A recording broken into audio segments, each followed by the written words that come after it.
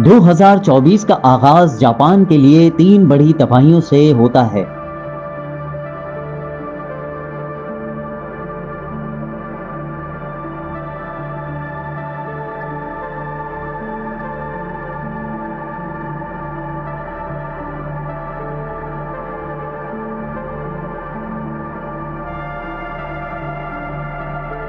یہ وہ وقت ہوتا ہے جب دنیا بھر میں نئے سال کی خوشیاں منائی جا رہی تھیں، لیکن جاپان ایک کے بعد ایک زلزلوں سے لرز رہا ہوتا ہے۔ حکومتی رپورٹ کے مطابق جاپان میں آنے والے زلزلوں کی تعداد 155 بتائی جاتی ہے، جس میں سے 2 شدید ترین زلزلے ریکارڈ کیے جاتے ہیں۔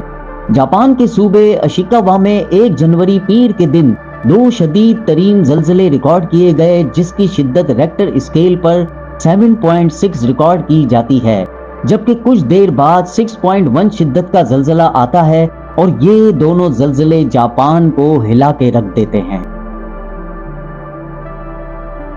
نئے سال کا آغاز لوگوں پر خوف طاری کر دیتا ہے اور لوگ اپنی جانیں بچانے کے لیے محفوظ مقام تلاش کرنا شروع کر دیتے ہیں۔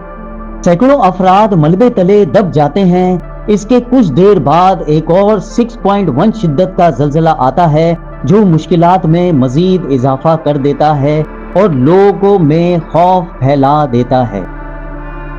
لوگ ابھی ملبے کے ڈھیر سے اپنے پیاروں کی لاشیں اور زخمیوں کو نکالنے کی حکمت عملی بنا ہی رہے ہوتے ہیں کہ ایک اور خطرے کی گھنٹی بج جاتی ہے۔ مشکلات سے گھرے لوگوں پر ایک اور مصیبت کا پہاڑ تب ٹوٹتا ہے جب سونامی وارننگ جاری کی جاتی ہے۔ جاپانی حکومتی نشریاتی ادارے کی طرف سے خبردار کیا جاتا ہے کہ زلزلے سے متاثرہ علاقوں سے فوری طور پر نکل جائیں۔ سونامی وارننگ سینٹر کے مطابق 7.6 شدت کے زلزلے کی وجہ سے سمندر میں 300 کلومیٹر کے علاقے میں سونامی لہریں پیدا ہوئی ہیں اور ساحلی پٹی پر زلزلے سے متاثرہ علاقوں میں 5 سے 6 میٹر تک کی سونامی لہریں ٹکرانے کا اندیشہ ظاہر کیا جا رہا ہے۔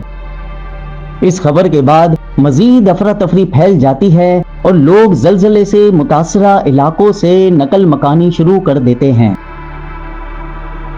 ابھی یہ سب چل ہی رہا ہوتا ہے کہ چند گھنٹوں بعد ٹوکیو کے ہائیڈا ایئرپورٹ پر جاپانی کوسٹ گارڈ کا ایک جہاز، جس میں پائلٹ سمیت 6 افراد سوار ہوتے ہیں اور زلزلے سے متاثرہ علاقوں کے لیے امدادی سامان لے جانے کے لیے گرین سگنل کا انتظار کر رہے ہوتے ہیں۔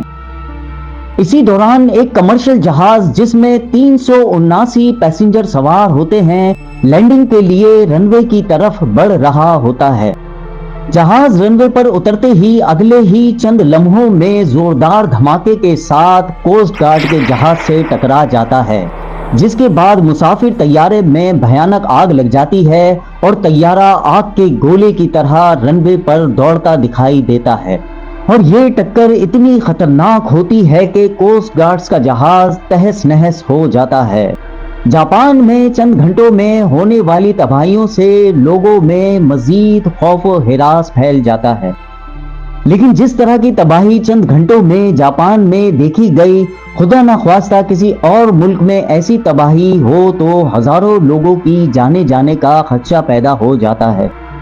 لیکن حیران کن طور پر اتنے شدید زلزلوں، سونامی وارننگ اور ٹوکیو کے ایئرپورٹ پر پلین حادثے کے بعد بھی ہلاکتوں کی تعداد 100 کے اندر اندر ریکارڈ کی جاتی ہے، اور یہ ایک بہت ہی خوشائن بات ہے۔ جبکہ بھیانک پلین حادثے میں مسافر جہاز کے 379 مسافروں کو 5 منٹ کے اندر ریسکیو کر لیا جاتا ہے، اور کوسٹ گارڈ کے جہاز میں 5 افراد کی ہلاکت ہوتی ہے، جس میں سے پائلٹ بھی زندہ بچ جاتا ہے۔ جاپان میں اکثر شدید زلزلے آتے ہیں اور کافی تباہی بھی مچاتے ہیں، لیکن وقت گزرنے کے ساتھ ساتھ جاپان نے بہت کچھ سیکھا ہے اور خصوصاً تعمیرات کے شعبے میں بے حد تبدیلیاں کر کے کافی حد تک زلزلوں سے ہونے والے نقصانات کو کم کیا ہے۔ اس کے علاوہ ہر جاپانی شہری کو کسی بھی حادثے سے نمٹنے کے لیے اور خصوصاً زلزلے سے اپنے آپ کو جتنا ہو سکے بچنے کے لیے ٹریننگ بھی دی جاتی ہے۔ یہی وجہ ہے کہ شدید ترین زلزلوں اور حادثوں کے بعد بھی جاپان میں کم سے کم نقصانات دیکھنے کو ملے، اور یہ ایک مثال ہے ان ملکوں کے لیے جنہوں نے ماضی کے بڑے بڑے حادثات سے آج تک سبق نہیں سیکھا اور اپنی عوام کو بے یار و مددگار چھوڑا ہوا ہے۔